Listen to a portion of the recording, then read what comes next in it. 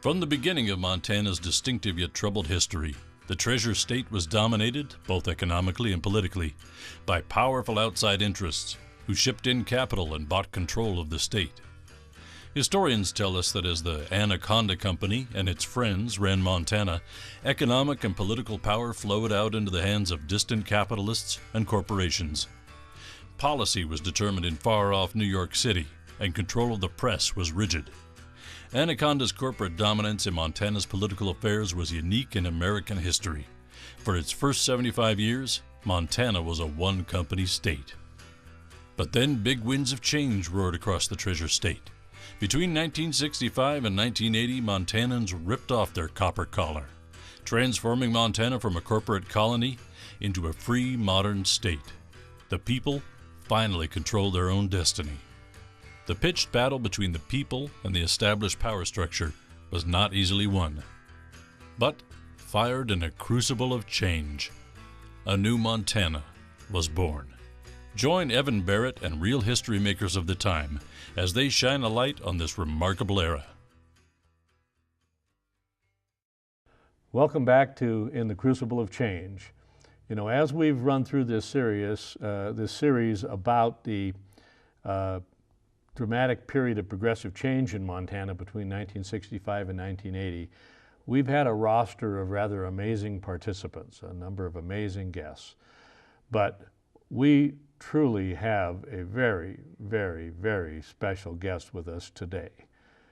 And that is someone most of us like to call by his first name, Max, but current ambassador to China, Max Baucus, former U.S. Senator from Montana and U.S. Congressman from Montana, Max Baucus, is with us today in our studios. And it's so great to have you here, Max. I'm glad to have you. Thank you, Evan. It's really interesting.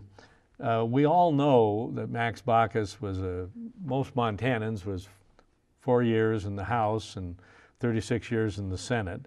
But the early Max Baucus played an important role in the period of progressive change that we're covering with the Crucible of Change.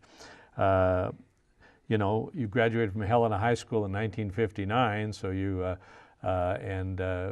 first went to Carleton, but then went to Stanford right away, and finished up at Stanford, went to Stanford Law, 3 years with the SEC in Washington as an emerging young attorney. Then you decided to come back to Montana, thank God. You know, Montana has a great pull for us when we leave it, you know, it's kind of amazing that way. And you came back at the perfect time, and maybe because of what was happening in Montana with the new Constitutional Convention, the legislature. That's the period we're going to be talking about. We're going to be talking today. You have amazing history that's broad all those years, but today we're going to focus on the early Max Baucus and your role in the Crucible of Change. And so when you decided to come back to Montana, was it just the pull of the state, or was it specific to the times, and did you see something going on here you wanted to be part of? Well, actually, when I worked over at the SEC, I would spend some time going over to the Senate, sit in the Senate gallery and watch debates. And there are a couple debates there that had quite an effect on me. That's when President Nixon nominated a fellow named Carswell, another fellow named Hainsworth to the United States Supreme Court. And frankly, I was quite put out with those nominations because I thought neither of them was really qualified to serve in the United States Supreme Court. I had a deep reverence when I was in college, again in college and also in law school, for the Constitution. I just felt that we're so lucky as Americans to have that document, and as it turns out to be the longest democracy in world history. And I did not like to see those two fellows appointed to the Supreme Court, and that kind of got me going a little bit. So that's wrong. You know, maybe I got to do something about that. But actually, before that, the seeds were planted when I went to the college. I went to an overseas campus, and I went to school 6 months in France, and then after that, I realized I had not learned anything. So I was with 80 students in the same building, so I did not learn the language. That's for doggone sure. So I just stayed overseas for another year. I put a knapsack in my back and a little handbag and hitchhiked around the world for a year.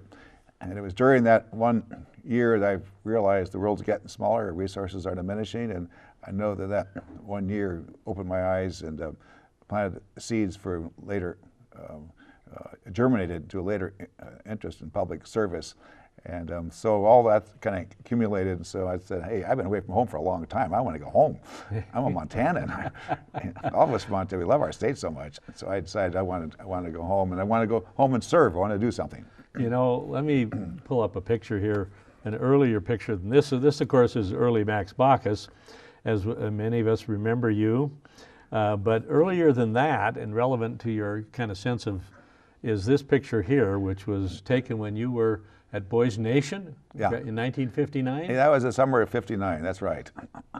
Yeah, I got back. You know, Montana, every state had a boys' state, and I went to Boys State, and they selected two to go to Washington, D.C., and the other fellow with me is Larry Short from Billings. And we met Mike and Lee. And Mike Mansfield was the junior senator then. That's right. The senior senator was Senator Murray. That's correct.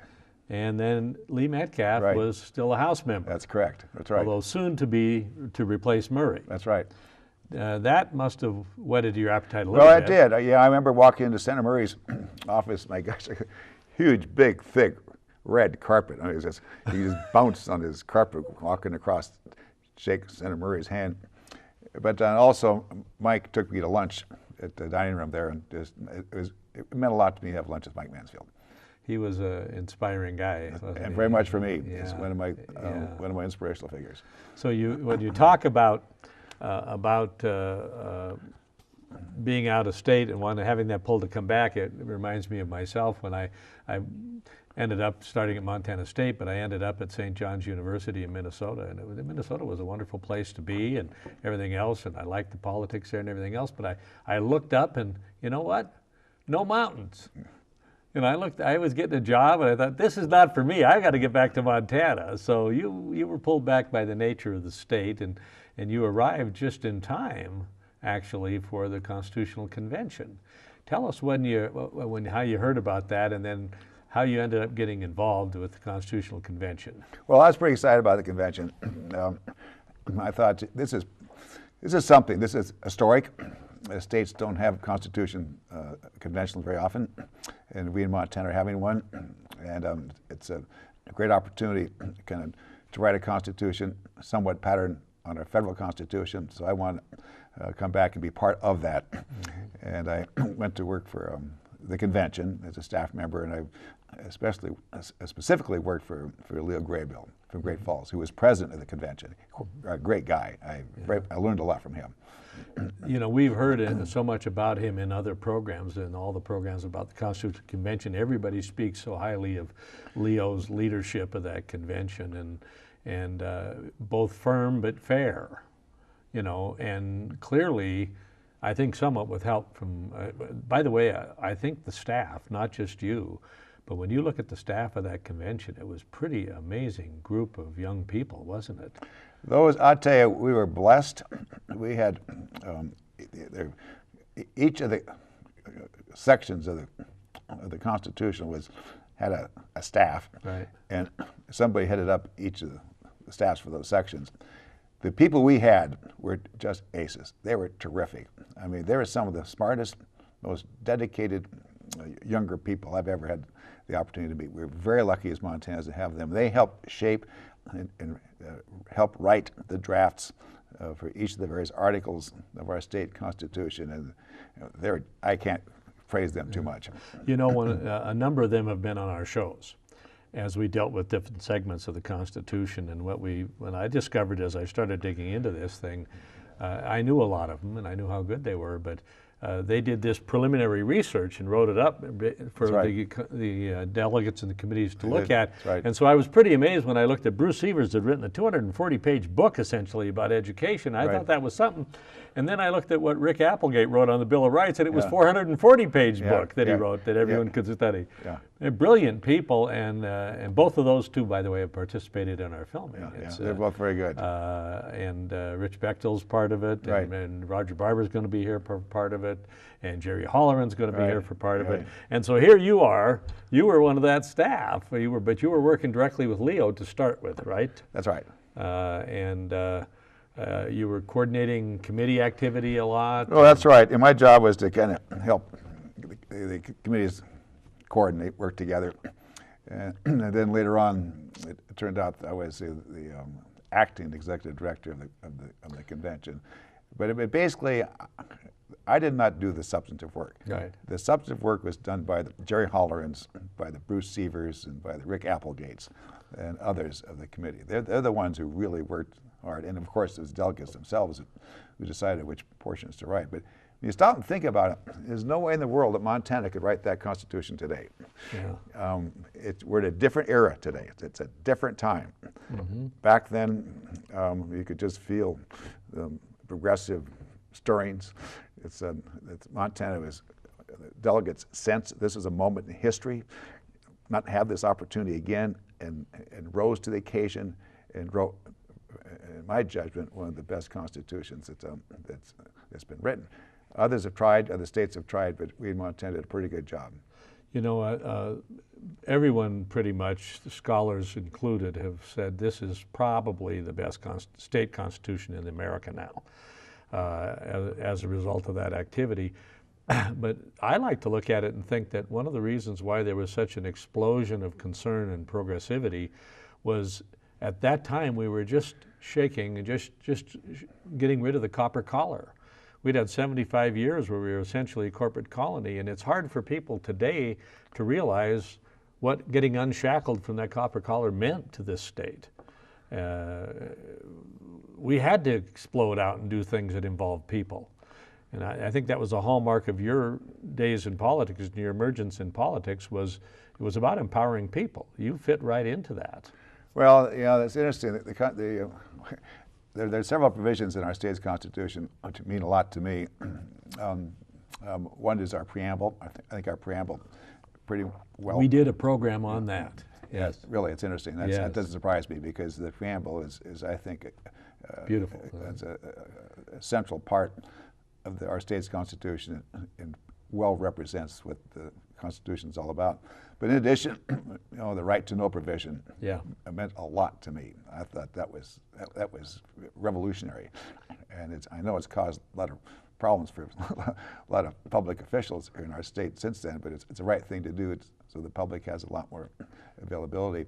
The environmental article was very strong. But of course, the environment is very deeply enshrined in our state's constitution. But there's a lot of progressive provisions in there that which could not be written today. We did a program on the preamble and the environmental, which especially focused on that clean and healthful environment language, which was a real struggle to get in even then. And then it's stood the test of time. You know, we looked at all of these particular segments and the people that were participating. It was a pretty amazing story. And one thing I'll never forget, it was during the debate on the environmental article. It was one of the delegates, Robinson then. Back then it was Robinson, Ellingson later. But Maine Ann Robinson's delegate, she was very good. She's smart.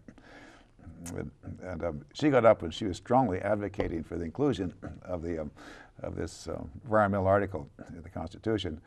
Another delegate stood up and questioned her, debated her.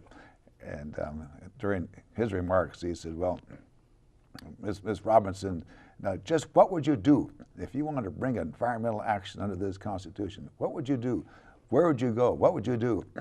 And she right away said, well, I'll tell you one thing I would not do. I would not go to you to enforce it. And it brought the House down. Yeah. You know, Jim took it very well. And you know, they said it took 8 votes to get that language in the environmental article. And there's a really interesting story, but I'm not going to reveal it here. We'll ask people to tune into that segment, that episode, because it was a really amazing thing.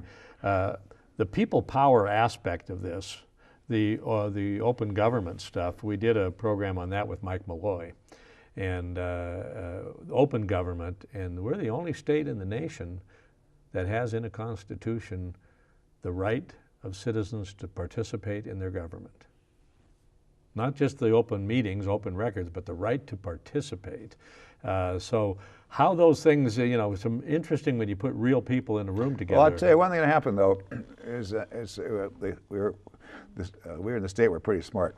I didn't do this, but the state was pretty smart in my judgment. That is, delegates could not be sitting legislators. And second, delegates could not run for the legislature once they served their term. That enabled them to do their work, enabled them to think, okay, what's right for our state? It prevented them from demagoguing. It prevented them from using their position for later political campaigns. In my judgment, it was one of the central reasons why we wrote a good Constitution. These are very, very good people, different parts of the state, some liberal, some conservative, but bottom line, they cared about Montana. They cared about Montana. There's another factor here which I think is very helpful. It's the nature of our state. There are a couple of points here. Number one, someone once coined the expression that Montana is really one big small town. That is very accurate. We are one big small town. We tend to know each other, or about 1 to 2 degrees of separation. That maybe Aunt Helen or Uncle Pete knows somebody in another part of the state, and we tend to know each other, but we're separated in different communities. We may be up on the High Line, we may be down in the Bitterroot, we could be down in eastern Montana, southeastern Montana, wherever, but we tend to kind of be together as a state. And I think that separation of different communities where we tend to know each other, tend to know somebody who knows each other, binds us together as a community. And the delegates there knew that, and they took great advantage of that in the best sense of the term. There's something else about our state which I think is very important. That is the size of our state. It's so beautiful. It's so expansive. A sense of space. It's a sense of empowerment.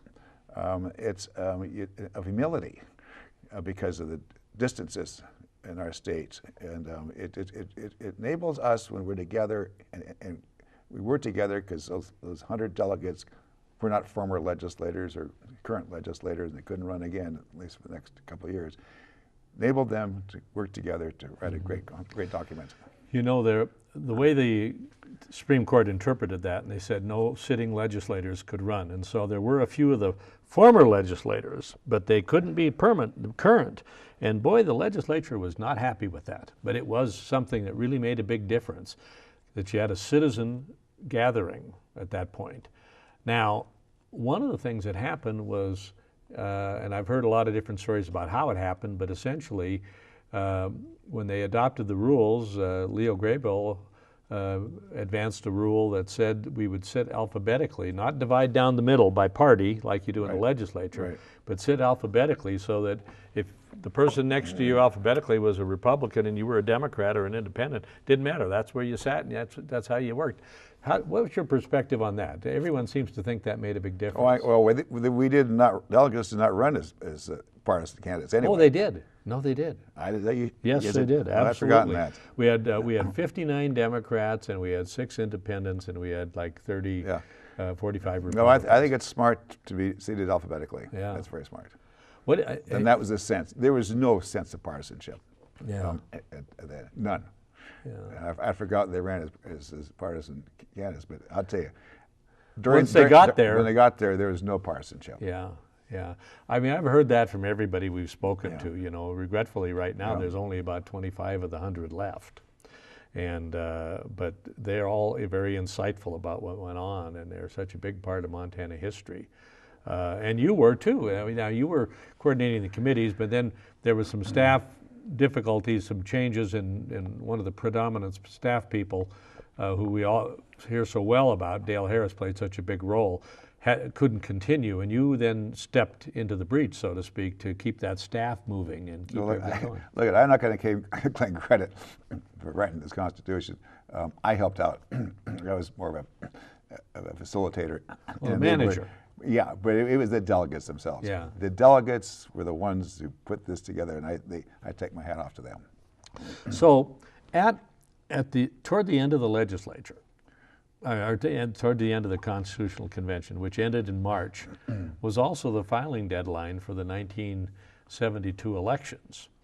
And you filed at that time for the legislature out of Missoula. Correct. You'd moved back to Missoula. Right. And I was always in Missoula. You were in Missoula. When I came back from Washington, D.C., I moved to Missoula. Right. And you set up a little law practice there, right. And you ran.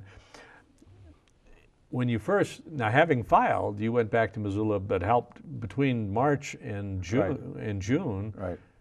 We had to pass it. It was on the ballot. Yeah. You participated a lot in helping promote it in Missoula, didn't you? I did a bit, but more of it was while the convention was in session. I'd go back to Missoula on weekends, and I'd give a report to Missoulians on KGO, on the major TV station in Missoula. And I just want to explain to Missoula what's going on. It's a public service to explain to Missoulians what we're doing, what's being debated, what the issues are, and so forth, as a way to get people in Missoula, comfortable with what's happening. Now, it was interesting the role Missoula and other urban counties played, but Missoula in a big way, right.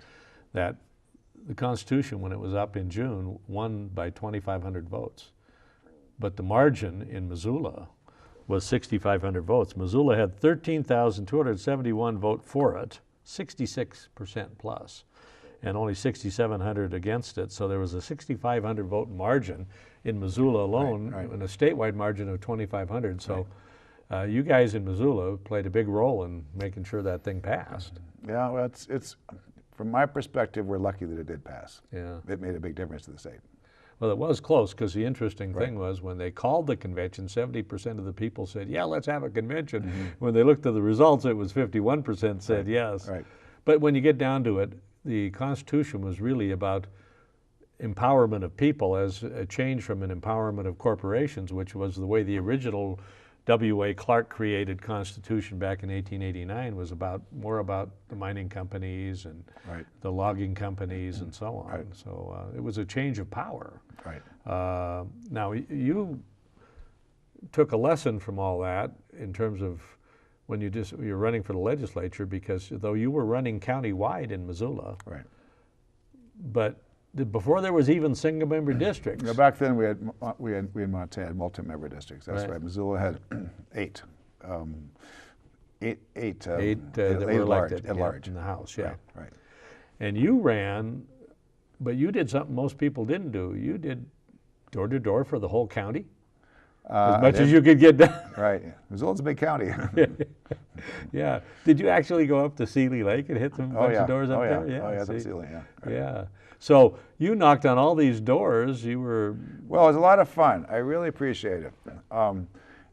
It meant a lot to me if I'm going to hold myself out to potentially represent somebody, whatever body, legislature, wherever. It meant a lot to me to be able to talk to people to find out what's on their minds, so I could do as good a job as possible. Because after all, I'm talking to my potential employers. I'm just the hired hand. I'm just the employee.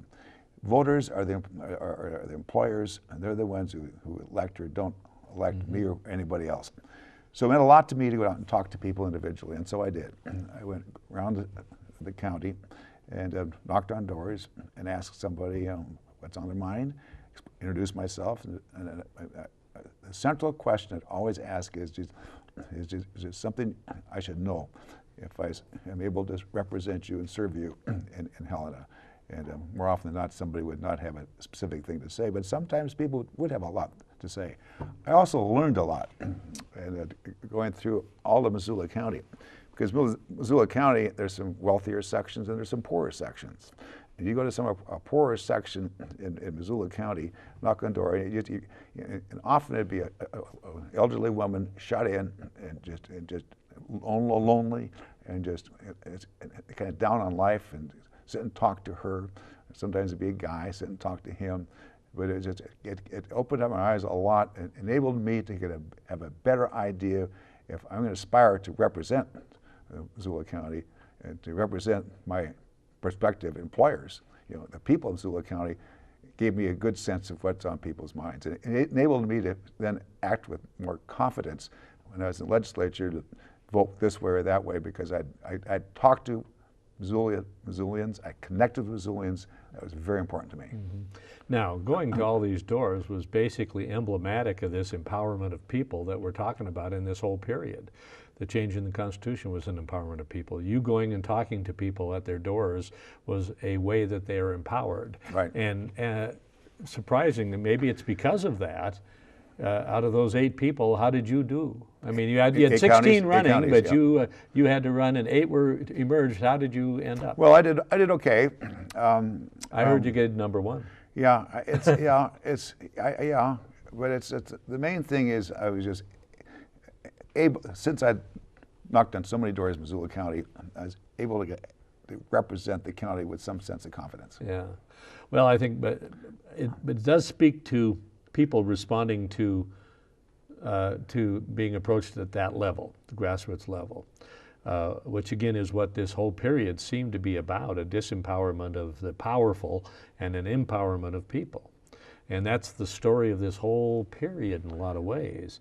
Now, when you went to the legislature, I remember your, when you were running. At that time, I was executive director of the Democratic Party. We knew each other a little, somewhat at that time. Right. And I always remember the plaid shirt. Oh yeah. You had a look about you which was a real people look. And you went off to Helena and you got engaged in the legislature. Tell me about your and by the way, the only 2 annual session period we were at, we had a 73 session and 74, and you were in both of them. What was what did you think when you got to the legislature, and what did you try to do? Well, there are a couple of things that were important to me. One is this poll booth registration. I just felt that everybody booth registration. I felt that everybody should be able to, it didn't make much sense to me that people had to wait, I think it was 40 days, whatever it was, to register to vote. But what if you weren't able to? A person should not be disenfranchised, should not be disallowed the ability to vote just because he or she didn't register in time. So I pushed that, but that didn't get very far, frankly. But let's think about it now. That's 42 years ago. Yeah, right. Mm-hmm. You were way ahead of your time, because that's an issue today. It was an issue in Montana this last year. Yeah, and it is an issue even around the country in lots of different states. It is today too. Correct. You know, we just had an initiative in Montana where it was suggested that we get rid of poll booth registration, and the people resoundingly said no. Mm-hmm. Right. But you were so ahead of your time on that, and it's a concern. Participation being so, the bedrock of democracy has got to be participation. Right, exactly. And so that was your primary bill, but you also had another one that was a way to make government work for people, and that was an ombudsman bill. Yeah, I felt, I've forgotten where I got the idea, but I felt that somebody should, at various state government agencies, be there to stand up and represent the people. In addition to the, let's say, the department director who theoretically represents the people of our state, there should be somebody also who represents people at a hearing. It might be before that department or agency.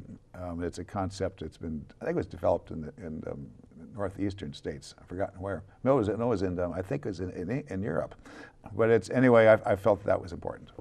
There was I don't remember if it was in the Constitution. I think it is. There was a little tip of the hat toward that a little bit with that thing called the Consumer Council, which was to help represent some folks during a utility hearings. That's right. But you wanted somebody who could represent people that way, and eventually that, I believe, got melded in a way to the citizens advocate function in the governor's office, which was brand new then under the new governor. Right. Right. So Right. It's the same concept. And the Citizens Advocate, which started in 1973, is still in place today. Yeah. And still to this day, same phone number they had then, and they get thousands and thousands of calls every year of people saying, help me with this problem with government. So again, that was all about people. Right. Did your participation in the legislature, 2 terms like that, when did you start thinking maybe Congress might be a good idea? Well, it was pretty early, actually, during the 2 years in the legislature. I felt that I wanted to represent not only Missoula County, but all of western Montana. Back then, we had 2 congressional districts, not one as we currently have today. And so I wanted to represent more than the county. I like Missoula a lot, but you know, we got Butte in western Montana. Yeah. And you got Helena and Bozeman, other Kalispell, and other cities in the state. I wanted to represent the entire western part of Montana. So you started thinking early on, but my recollection, by the way, was again in keeping with your sense of empowering people and asking people. You must have had a conversation with half of Western District asking them about what do you think? I remember you coming and you and I sitting underneath the tree in my front yard, and you were saying, Evan, I'm thinking about this congressional thing. What do you think about it? Yeah. And I certainly was only one of hundreds that you had to have talked to. Was it partially because they weren't happy with the representation we had with, at that time? No, it wasn't that. I wanted to get people's views, and that's why we talked to a lot of people and asked their opinions generally. It wasn't because I wanted to oppose Dick Shoup. Dick Shoup, who represented western Montana at the time, was a good man. No, it wasn't that. It was just that it's kind of the old thing in life. I think it's important to pursue what you want to do, what you think is most important and most fulfilling for you, rather than trying to beat somebody else. This is what I wanted to do. I wanted to represent western Montana. It wasn't that I wanted to defeat the incumbent. That's irrelevant. I don't care who the incumbent is. It's just that I felt that I could do a very good job representing Montana. So that's why I ran. Well, you know, that speaks to kind of the way life is in a way. If you're lucky enough to really, really want to do something, and then you get the chance to do it, and by the way, I'm doing this thing I love, and guess what? I even get paid to do it. And it's not that the pay means a thing. What means something is that you're doing what you love. Yeah, true. And boy, that gets you up in the morning, doesn't it? Yes, it does. I think that I know in my life I've always been blessed that almost every day that I got up to go to work, I had something exciting I wanted to do. That's a good place to be. You've had that kind of life as well, haven't you? Well, I don't know. You know, as you get older, you learn a few things. And one is you just do your very best. Yeah. You do the best you can with what you got. Yeah. And just go for it. And basically in life, we've got 2 choices. As I see it, one is to try. The other choice is do nothing. And to ask the question is to answer it. So of course we try. And then once we try, we got another choice, which is do we try our best or not? Of course, we try our best. And most often I just try to do the best I can with what I got. And a lot of it too is serving people. I think the most noble human endeavor is service. It's service to church, it's service to synagogue, it's church to family, it's church to community, it's church to friends, to family. It's just or public service. It's just service. And that's what drove me, frankly, when I left Washington, D.C. back around 1970, whatever year it was to serve. I just wanted to serve the people of Montana. And it's, as I stated earlier, I think the seeds were laid much earlier when I was hitchhiked around the world and saw people, met people. And back then I learned that people are the same worldwide, basically. They just want to have a decent income, decent living, take care of their kids, decent health care, decent health. People are alike worldwide. And so I wanted to help make sure that people I lived with, Montanans, got a good break. Well, you know, and again, our paths are quite different, but I would say that's a common element. Because even when I was not in government, although I was involved in government for a number of years, and I was in economic development, which is about trying to find economic gain and help for people with jobs and stuff. And so, gosh, I couldn't agree more with you. And I think that there's a real message in your life about service that needs to resonate with young people today. When times are tough, sometimes it's hard to think about that, but serving others is really such a fulfillment that if we can inspire young people to say, one of the first things I want to do is it isn't just about getting that paycheck, it's about, am I making a difference for people? Right, and at any level. It could just be your spouse. It could just be a child that you're helping, you're helping. It can be someone in your neighborhood. It could be any level. Yeah, and part of the purpose of this series we're doing now is to help convey the message of participation to a new generation of people who aren't familiar with what went on in the 1960s and 1970s, and it's a remarkable story to be told.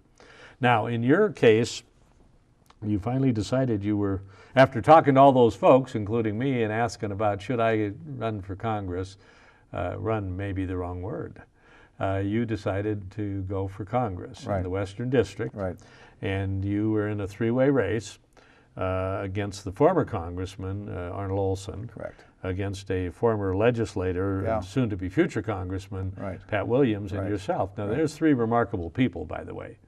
Three remarkable people. Well, two of them are. Yeah, well, they are, you know. And I mean, what an amazing amount of talent to be on the, you know, running at the same time. But you didn't run. You actually, I want to put this up here for folks to see, because you actually walked for Congress. In keeping with your idea of being able to connect with people, you decided to go from Gardner to Yak, was that it? Now, Gardner being what? Well, down near Yellowstone Park, up north. So that's the south, almost the southeastern corner of the district at the time. Right. And Yak being the northwestern. Corner. And you walked that entire distance. Yeah, I remember talking to Mike Mansfield about it, and I said I might walk up to the Yak, and asked him, "What do you think? What does he think about that?" And he said, "Yep." He says, "Yep." He says, "Yep." He says, "Put Yak on the map." That's a good idea. So did. No, yeah, I like being out. I like all Montanans. We like the out of doors, and I very much like to be out of doors. I like to hike. I like to fish. I like to ski. I just like the out of doors. I'm running this morning, for example. I just like being out of doors, and frankly, I like walking out of doors and hiking and so forth. So it just seemed natural to walk across Montana at that time, because when you're walking too, not only out of doors, which I like, what more beautiful state is there to be out of doors in than the state of Montana, but also you tend to meet people that you otherwise wouldn't meet. Otherwise, I'd be going to meetings, and political rallies, and so forth. It'd be the same kind of people. Round up the usual people. The usual people all the time. Yeah. And I know the usual folks. I want to meet new folks. I want to meet people who just aren't part of political organizations. And so by walking, I was able to do so, and people would stop and we'd talk, and the rules I set up were that I had to walk every step of the way, and I did. But sometimes somebody would try to entice me to get in the car and drive up a little bit. Said, just cheat a little. Just a little. No, I can't do that. I'm not going to do that. But it was, it meant an awful lot to me just to be able to see people at that level. By the way, it was amazing. Again, I was executive director of the party and observing the processes at that time, and to But when we go back and look at I mean, in today's world, to look at what it cost to run for Congress in those days. Yeah, well, that's true. My recollection is I think your primary was about a $22,000 primary or something like that. I mean, and well, as that's right, is inexpensive, and that's points obviously to another major problem today. That's all the money in politics today. Yeah. Because back then there's a lot less money. yeah. So this people connection thing meant a lot more. You were speaking more through eyeball-to-eyeball contact, even though you did run ads and stuff. I mean, your primary contact was direct with people. Right. And, I mean, we're lucky too in Montana because we're, excuse the expression, we're a retail state. We're not a wholesale state. That is, in Montana, you tend to get elected or unelected on a personal basis. Either like you personally or don't like you personally. Whereas in a much larger state, California, New York, or something, a wholesale state, it's TV, it's media and so forth. You don't meet people personally. But we're lucky in Montana that we get to connect personally. well, I mean, the symbol of that, I think, is that the citizens think of their elected officials as people they really know, and they do. They call them by their first name. I always think about it. It always was Mike. That's right. It was Lee. That's right. It is Max. True. It was Pat. Right. And so on and so forth. Right. That. Oh, it's great. That's one of the great features of our state. We're egalitarian, we Montanans. We don't like people who put on airs. Yeah. In Montana, if you put on airs, we take that person down pretty quickly. We'd have our own deflate gate with that. Yeah, we don't like people putting on airs. We like people to be people. Yeah. And it's true on the airplane. Go back to D.C. It's, hey Max, you straighten those guys up back there, and it's not Senator, and it's always Max, and I like that a lot. Yeah. Well, I think that closeness is unique to Montana. As you said, we're like a small town with really long streets. We all seem to know each other, and Right. and by the way, the immenseness you talked about of Montana, how big it is and how beautiful it is. When they say big sky, we're talking about a lot of sky. That if you actually took the state of Montana and you laid it on the map in eastern United States, if you took the northwest corner of Montana and put it on Chicago, the southeast corner of Montana would touch Baltimore. And it's hard for people to realize how immense we are, but you discovered that walking. Yep. Yeah, and that was only half the state, or even less than half the state back then. You didn't stop that. That wasn't the only time you walked. You walked later the whole state. That's right, but it wasn't as much fun. Yeah. The first time was a lot more fun. Yeah, yeah. And the other thing and I'm jump ahead here before that you did that tended to connect you to the real world and to people throughout your career was the job days that you did, where you actually came out and spent a day working a job of a regular person to keep your feet on the ground, so to speak. That was a pretty real thing with you, wasn't it? Oh, I loved it. It was very important to me. I think it was about 100 different times during over a number of years. Yeah, I'd show up at 8 o'clock in the morning with my sack lunch, and I was there to work all day, not watch, but to work, physical work. And during the lunch break, we'd have lunch, and guys and gals, and keep working. I liked it a lot. When I'd show up at 8 o'clock, a lot of guys and gals say, man, who is this guy? Who does he think he is? Yeah. Can come work with us. But after a while, they realize, after I, got fouled, botched something up, made a big mistake, and hit my hammer or so forth, and as a real person, and then we have lunch, and then they ask me a lot of good, often very good, tough questions. Yeah. I learned so much at those lunch breaks. These are basic, ordinary, wonderful people ask me questions, raw questions that were on their mind. They would not have that opportunity to otherwise ask. And it's very, very important to me. Mm-hmm. Well, it's such an important part of, if you think that the empowerment of people, so many people in the political world think it's about them as opposed to about the people. And clearly you were, in that second category big time. I want to remove this picture and replace it with this one. This is perhaps one of the more memorable campaign photos I have ever seen in my 40-some years in the political world. Just taking a look at that. You were walking for Congress for sure in not the best weather always, but tell us about that. Well, that was the first day. The first day? The first day. Yeah, I got up early in the morning, gardener, started walking, overcast day. Lo and behold, a blizzard came up. And it was more of a squall. It didn't last terribly long, but it hit pretty hard for about half hour or so, and middle of it.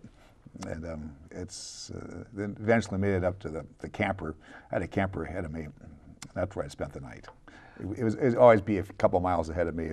And have my name, Max, big letters, MAX, on the side of the camper. Parked on the side so people driving on the highway have some idea who this nut is walking down the highway. Yeah. And anyway, that was the first day. And it's the thing, all thing. Once you start something, you finish. Mm-hmm. And I thought, well, it's going to get better. It's not going to get worse. That is the weather. Mm-hmm. Now, that photo is so dramatic. I always thought it was very helpful. Well, I don't think it was helpful. Don't you? No, because it wasn't published in Montana. That photo appeared in papers all across the country. But the Montana papers didn't pick it up. They didn't. No. Did you, when you're in the middle of that squall, did you think, is this a good idea or? No. I knew. It's just a bump in the road. Yeah. I knew I wanted to run for Congress. Yeah. I wanted to represent, people in Congress. So no, that was just a little incident. So you had a primary, and then if you walked all the way to Yak, and you did, Right. all the way. All the way. When the primary was done, you were clearly the winner of that primary. Right. Then you had to run a general. Right. In between the primary and the general, 1974, Richard Right. Nixon resigned. Yeah. It clearly there was big bad stuff going on in Washington, Correct. D.C. that Right. kind of Right. dovetailed with Yeah. your people orientation Yeah. as a Right. Tell us about that. Well, to be honest, I was a little naive. Yeah. I wanted to represent Montana, and so I worked hard to meet people, explain why I thought I'd be the better person for that job. I remember driving in my little car, a little red Beetle, and I was listening to President Nixon resign. It was during Watergate, and it just a little blip in my mind. And, oh, this is interesting. It didn't really dawn on me. I was so naive at the time that this might have a positive effect on my getting elected. That is, there might be revulsion. People getting so revolted with Watergate and Washington and so forth, and maybe that'll tend to encourage voters to sweep the old guys out and put new guys in. It didn't really dawn on me very much. Mm-hmm. But frankly, later on, that Watergate election had a very big effect on opening up the Congress. I can go in great detail. A huge number of people elected new that year. Right.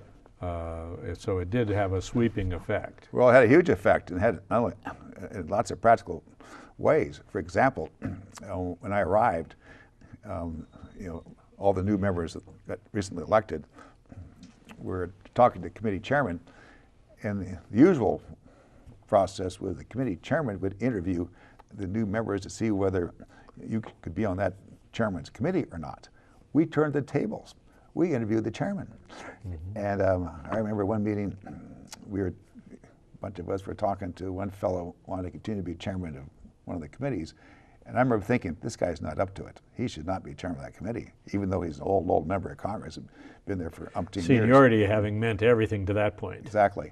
And so I had to leave early. Frankly, I had to go to a funeral.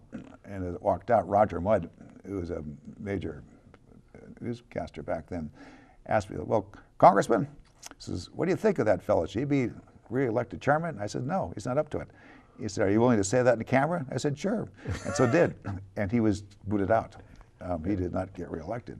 was just an example of Watergate and that period when newly elected members of Congress were changing the way Congress operated, changing it more to a way where the process was much more open than it was in the past. Another example, there was after I was there about, I don't know, several months or something, I had some free time, so I thought I'd go to watch a conference on a big tax bill. I could learn something. I could learn about tax policy, and I could learn between the House and the Senate. Senate conferees are meeting with the House conferees on this big tax bill. Well, I tried to find out where they're meeting, and I couldn't find it. It was secret, and just the opposite of what we did with our Constitution exactly. in Montana. Well, that influenced me. And that's wrong that should be a secret. So I walked, asked around, where are they meeting? Nobody knew. Well, I know somebody who might know. It was Mike Mansfield's office. So I called Senator Mansfield's office, and they found out where the meeting was.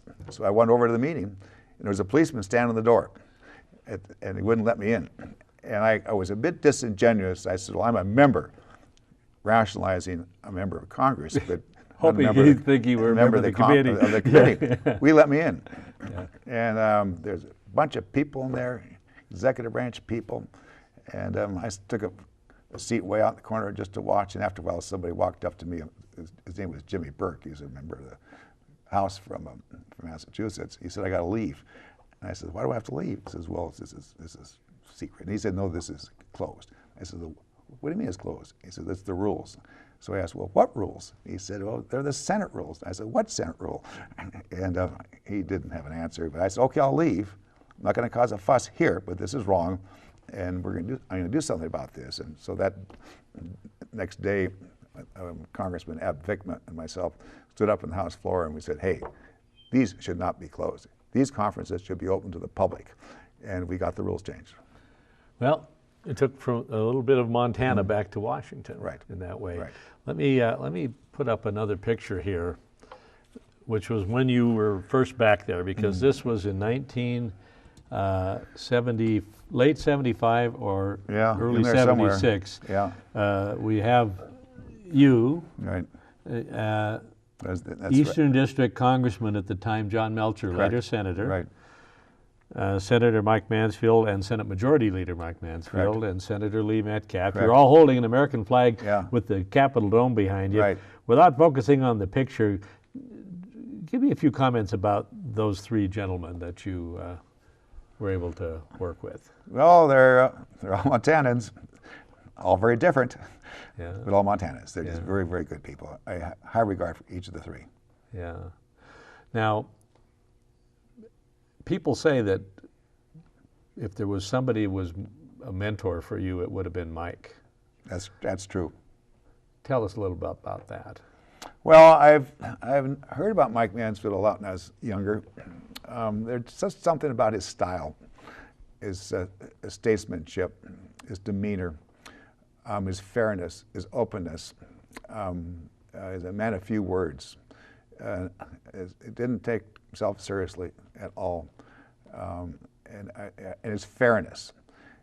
He would often say, he went. In fact, before he died, he was talking to a bunch of students, and he said, "I remember, because you're not. The other guy is not always wrong, and you're not always right." It was a hallmark of Mike. He put yourself in the other guy's shoes and see the world how he sees it or she sees it, so that you can reach some kind of an accommodation. That was very much Mike. Also, he always ended the meeting, as you know, with that wonderful phrase, "Tap her light." Tap her light. And that was to me his way of saying, keep cool, keep calm. It's moderation. Just don't get too wrapped around the axle. We're working together. You have to get solutions here. You need to get results, and that was very much Mike. No matter where he was, your conversation always ended with "Tap her light." That's I always correct. remember he used to, and I would meet him at the offices when he was Right. Goldman Sachs offices, and he would escort you right to the elevator. That's right. And as the elevator door was closing, Mike would say, "Tap her light." Yeah, though I went to see him at Walter Reed Hospital before he died. Those were his last words to me. Yeah. And interestingly, by the way, And a bit of a parallel, if you will, of some note, is that when he stopped being senator, he became the ambassador to our biggest, the biggest economic entity in Asia at the time, Japan. And when you've stepped out of the Senate now, you've become the ambassador to China. How do you feel about that? Oh, it's an awesome responsibility. I feel very honored. President Obama called me up at halftime of the Cat Grizzly game a year and a half ago, and I was stunned, ecstatic. It's almost a life's dream. Why? Because this relationship, U.S.-China, is the most important relationship in the world at this point. This is historic, and we've got to get this relationship right. The United States is the largest economy, established power. China, a rising power, the second largest economy, two very different cultures. And when these two cultures and two economies meet, we've got to make sure that they meet in a good, solid way, not in a disastrous way. And so I feel very honored to have this responsibility, and very honored that in some way, kind of, in a parallel with Mike. No one's going to have the stature of Mike Mansfield, but you know, his first choice was to be ambassador to China.